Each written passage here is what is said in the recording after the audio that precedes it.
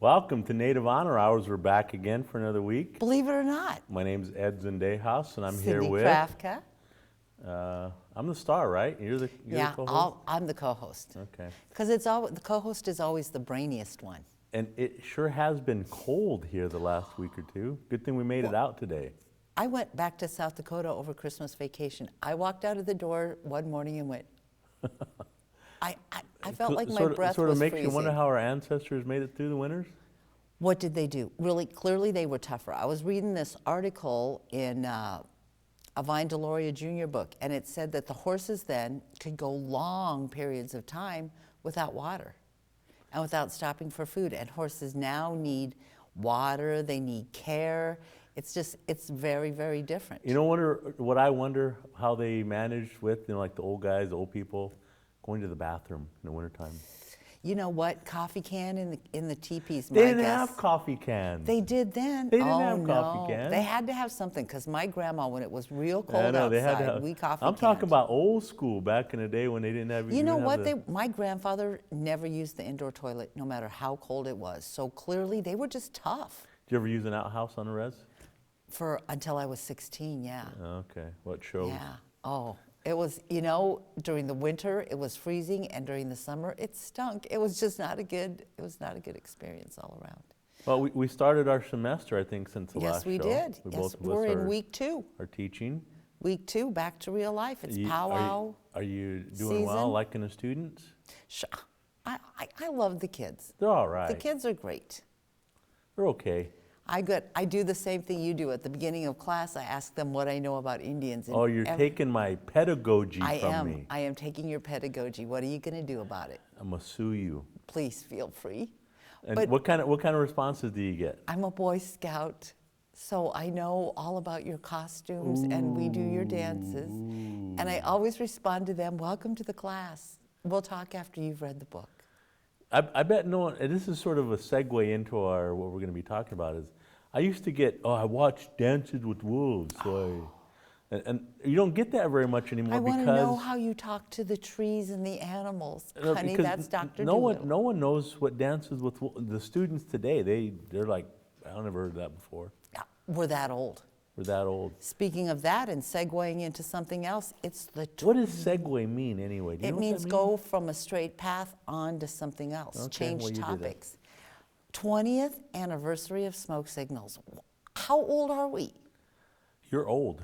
Does it feel like it's been that long? Well, knowing how long I've known you, yeah, it does. It feels like it's been a long time. Luckily for all of us tonight, his lovely wife is our director. So yeah, my girlfriend. If you get out of shape, out of line, I'll just call her. You won't touch me now that she's on the set. No, he's right. Well, yeah, I respect her. No, but your daughter, she'd have backed me up too. Oh, who cares? Yeah, she would. But back 20 to years. smoke signals. Yeah, it is. That's amazing, isn't it? I was looking at some pictures the other day. Gary looks. You don't think 20 years till you look at a picture of the actors then and the actors now. Tantu Cardinal looks exactly the same. Exactly the same. So does Irene Bedard. Well, look at yourself 20 years ago compared to tonight. It's a very, very different thing. It is. It really is. It's not a pretty sight. Hey, after I've seen you in 80s photos, there's nothing you can ever say to me about pictures. I had big glasses and big hair. Other than that, and you had pretty party much the in the same. front, business in the front, party in the back. No. But smoke signals, 20 years. First, it was groundbreaking. Did you show it in your class? Yes. Do you? You still show it in your class? Here's what I do. For discussion group, I teach online. So in order to keep the kids engaged, I do a discussion board. And you have to answer my discussion question and then reply to another person's discussion question, just to kind of keep it going. So I have them read Lone Ranger and Tonto, Fistfight in Heaven, which is the book that Smoke Signals is based on. Then I have them watch Smoke Signals. Then their final is writing me a 3-page paper contrasting and comparing the two. Do you want to know what question I used to ask my students when I made them watch Smoke Signals? I had them tell me, which character do I remind them of? Thomas. Thomas? Yeah, you're Thomas. No. You're Thomas. I get Thomas. I got a few Victors. And near the end, Gary. I got Arnold Joseph. I sort of got mad. No. What? You're absolutely, I would say no. Then after that, like, yeah, me and Gary sort of look alike. No, you and Brother Gary don't look alike.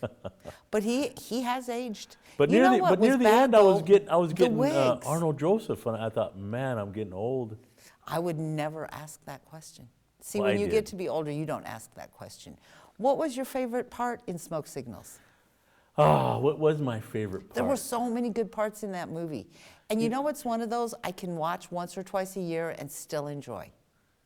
And I told my students this, and it's going to sound kind of weird. Something you say sounding weird? That, oh, that, my, that no. the reason why a couple of scenes in the movie that I liked, and one of them was when Arnold Joseph hits the young Victor, you know, for dropping the beer. He goes, boom, hits him in the head. And remember what he says? He says, "Quit your crying. I didn't hit you that hard." What's wrong with you?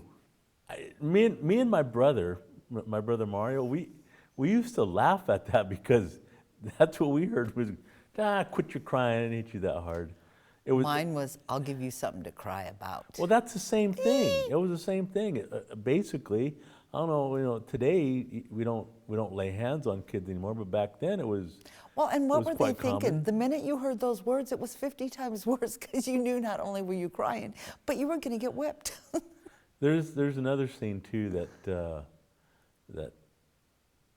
I don't know. I won't say which one it is, but there's another scene too that when you think about it, it really is sort of a sad scene. But I looked at it and I thought, yeah, You can't I'll do watch that. one. You Yeah, have I can. to say I'll the tell you scene. off screen. Oh my gosh. Well, Oh, for me, you have to go with the classic John Wayne's teeth. well, yeah, because that was In the you bus know, ride? What was the best thing about that movie is the viewpoint. I understood the movie. The students, when they're reading Alexei, he jumps around. There's no beginning and end. I don't understand. And to a certain extent, the movie is that way. It's not really linear. It breaks up into different parts. It's real hard for members of the great Caucasian nation to get that. And yet, when I read Alexei, I totally get the whole Alexei experience. My daughters used to say that, you know, they went out to school out at BYU and they used to, you know, have the roommates and watch movies, and they had Smoke Signals, and my daughter said, "Oh, this is really funny. We got to watch this movie." And you know, a lot of her non-Indian friends would watch it, and they're like, "I don't get it. It's not funny." You kind of have to know a little bit about Indian humor and Res humor. background in order for it to get the jokes. It's very to get what's supposed to be funny. sarcastic, it's very ironic, and it's funnier than All Get Out. That's how they disciplined us. No, Sarcastic I used humor. to tell I still do tell my native students that you can't claim to be native unless you can quote from Smoke Signals. You can't, can you? Can you? You should be able to. But actually, I'm trying to think of a quote. some of them, who's your favorite Indian? Oh, I forgot that. Oh, you want me to tell that story about what happened with Gary? Yes, do. Well, first time we had Gary at UNO, he was just passing through town, and as we know Gary now, you know, he just called up and says, "How can I make a couple $100 gas money to get down to the next town?" And we said, "Yeah, sure, we'd love to have Gary Farmer in town." So we called him, we got our petty cash, and I think we came up with a couple $100. At a bake sale. Yeah, and We did have fun. yeah, and we invite him, and he speaks, and he's at the, you know, he's behind the podium and taking questions, and I thought, I'm gonna. There wasn't very many questions. I thought, remember.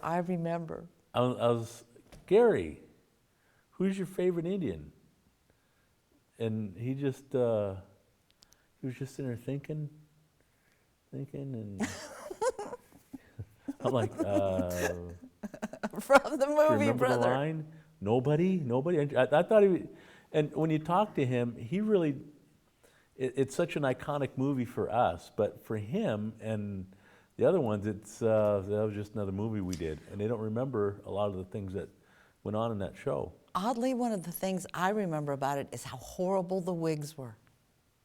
They couldn't do any better than that for a major motion picture. Those wigs were not good. Gary's was especially bad. No, Adam Beach's wig was bad too. Oh, yeah, after they cut his hair, Yeah, after he that cut was, his that was hair. pretty bad. But there was so many good parts in that movie. You know, for me, actually, and probably because both of my parents have walked on since then, but at the very end, when they're letting him go in the spray off that bridge, that scene got me. When they were in town, we had that show featured at the film festival. We had Chris Eyre, Yes. who was the director, and we went to dinner with him. You like how I'm dropping these names? Yeah, you know everybody, and everybody knows you. Irene Bedard was there. Irene was there. Gary was there. Chris Brother was there. Gary. Brother Gary, my brother Gary. Anyway, we were sitting there. They were reminiscing about it, and Chris says to Gary, because Gary sort of has a reputation. For being a little difficult. Sort of a diva. Sort of a diva. Yeah, and Chris was talking about it, and he says, Gary, you remember that one scene with the, you know, they're playing basketball when they're at these flashback scenes at Susie Song's place. Remember, they're playing basketball there, and they're out, and it's a dirt floor, and there's a basketball hoop, and he said, yeah, Gary, you wouldn't listen to anything I was saying. And Chris was a young director, 26, 27. And Gary'd been in the movies forever, and he wasn't That's just his personality too, though. He knows more than the directors. Yeah, and he wasn't gonna have any, and finally, but they couldn't get this shot. So finally, Chris says, yeah, I had to go draw a line, and said, Gary, you have to stay right here. If you go outside that line, you're outside the shot, and I'm gonna cut it. And he used some other very colorful language, and sort of put his foot down. And if you ever watch it again, well, now I'm gonna have when to.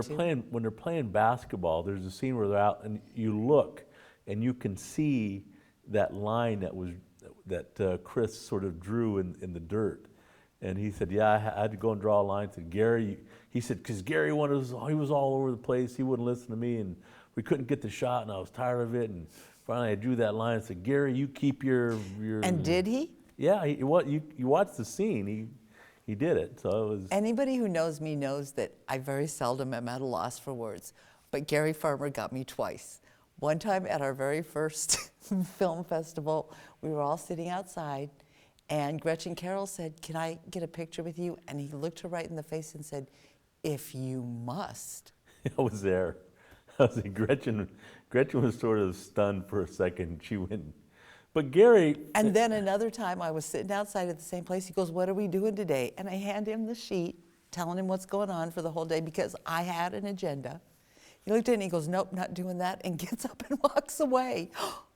But to Gary's credit, he always comes through. Yes. In that picture, he goes, Gretchen's a little bit stunned, and she goes to take the picture, and Gary gives a big old smile like that. You'd never be able to tell. You never know what Gary you're going to get. Sometimes you get the I'd love to hug Gary, and sometimes you get. And then that time you you were talking about, we say he wasn't going to do that. I was like, okay, we'll just call it a break and let him go. And I was just going to go up there and announce, we were supposed to have Gary do this, but he's. And he was in the front row. And they turn the lights on. He's in the front row. He's ready to go. I know. See, you just got to let him be. You just got to let him do it. You got to let that bird fly. He'll But be all right. we've been really lucky with the talent we've invited to the film festival. There was no ego with Graham Greene. He was great. There was no ego with Irene Bedard. Irene great, Bedard too. was one of us. People were giving her earrings. Who did we feed? Was that Graham That was Greene? Graham The grandmothers brought in fry Lemaire's bread and sisters brought soup. Soup and fry bread. The I think he was Ernie scarfing Webb. that stuff up. Ernie Webb. Ernie, you know what? He's one of my favorites. We were getting ready to go, and Gary was saying, yeah, I'm driving up to Toronto. You know how Gary gets in his little car, he drives forever.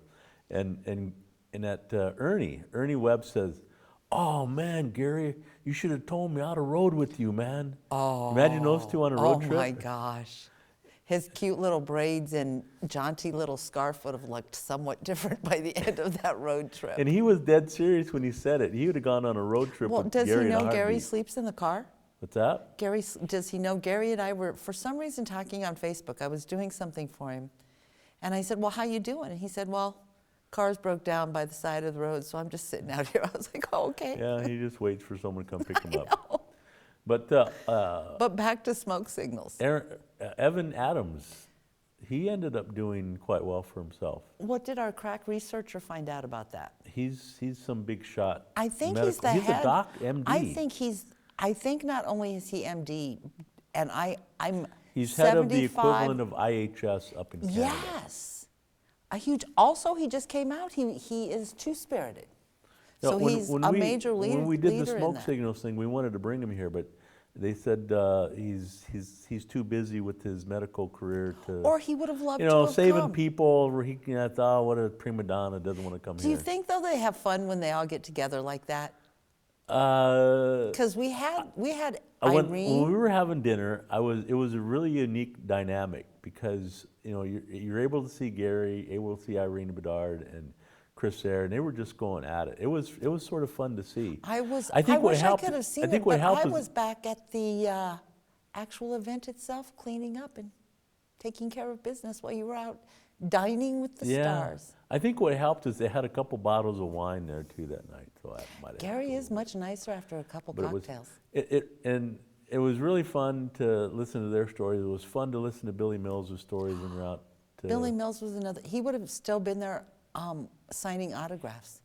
That was one time where I actually just wished the star would leave, because he was there 2 hours afterwards and people were still talking to him.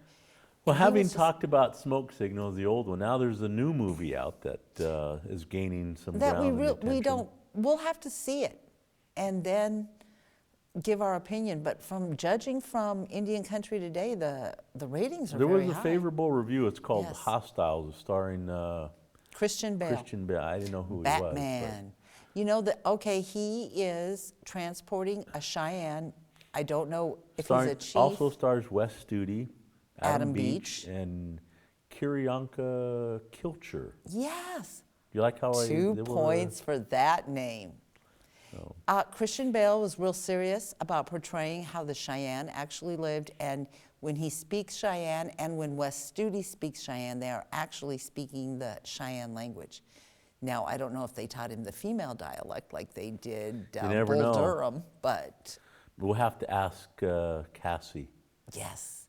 But what They don't know, do What they? this says is you will be horrified at the realism of how people were treated then. So it will be as usual, and I'm sure for many other ethnic groups, I'm sure that movie Birth of a Nation, the remake, was very hard for African Americans to watch. 90 Days a Slave. For us, movies like that, watching what they did to realistically our ancestors is tough to watch. They say the movie's set in 1892, and that was right during the heart of the assimilation, getting all the Indians on reservations and trying to, do away with the savage Indian, that kind of thing. So there was a lot of harsh lifestyles for our ancestors. Well, you know what you always fear when you see a great Native movie coming out with a white actor? Tell me, you know exactly what I'm talking about. What do we fear? Well, see, that's the formula. Hollywood won't make a Native-themed movie unless they have some popular white actor to carry it to And bring why is people that into the so seats. bad, though? But even if they brought him into the seats, the white man always becomes indigenous and then is better at everything the indigenous The people are good cowboy at. always wins. Yes. Where'd and that then come he from? saves us from ourselves. The cowboy. Hey, I'm lucky I remember your name. No, that was from Smoke Signals. Come on, remember they're in the. Oh, they're getting. yeah. They came back from the Now bus. I have to go and watch that movie again. They had those white guys that took their seat, and Thomas says, the Cowboys always win. That was one of my favorite scenes in the movie What when about Adam Tom Beach Mix? was telling him how to act Indian. Remember, you got to be stoic. So are you going to go see the movie? I say we all go. I say we all go together and discuss it afterwards. That'll be fun. You know what? That's more appealing to me than a book club. Here's the thing. I will go see these things. Cassie and I went and saw Smoke Signals. We were both kind of shocked. But not Smoke Signals, Lone Ranger and Tonto. You went to go see. You're admitting to that on Oh, TV. yeah. that Cassie you and I to went go and see saw that it because movie. we wanted to see I what wouldn't go people see were it talking on a matter about. of principle. Remember that? It was shocking, You guys, yes. you guys wanted me to go. I said, not going to do it. It was shocking. Nope. And then that was oddly the year we ended up, my daughter and I went to France, and that movie was showing, and I was wearing the native jewelry, and people were saying, Injun? Injun? Do you sell Like, it? You could have made some money on it. Injun. And here's the thing, people in France know more about Native American history than Americans know. Yeah, probably. But we're gonna. I think I'd like to go see it. I think. Let's do it. I'll do all the work. Don't worry. You just have to show up. We'll put together a showing because I'm sure it's not going to be one of those ones that's going to be bombed with people. We're not talking Star Wars. I don't think there's going to be a huge rush to go see this movie. No. Did you ever see Wind River? No, I never did see that. I never did either. I see Someone it's out was for chastising me for not seeing that. You didn't see that movie? I know it's supposed to be great, but you know what else? Like every Native movie, it's very, very sad, I heard.